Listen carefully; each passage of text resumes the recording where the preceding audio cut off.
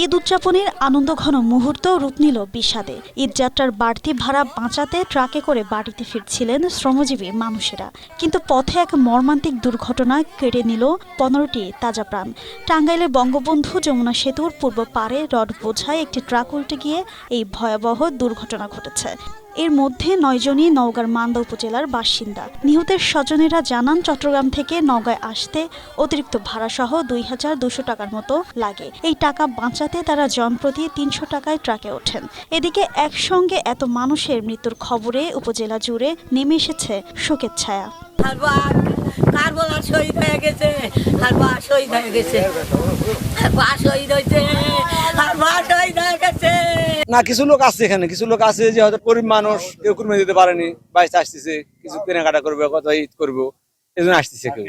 আর কেউ চিন্তা করছে বন্ধু বান্ধব যা যাওয়ার সাথে আমিও যাই, ভালো কেউ টাকা হলো যাইতেছে, কেউ হয়তো বা ওই গরিব মানুষ আসতেছে সাথে, আসবে লাগে এই কাহিনী হইতেছে।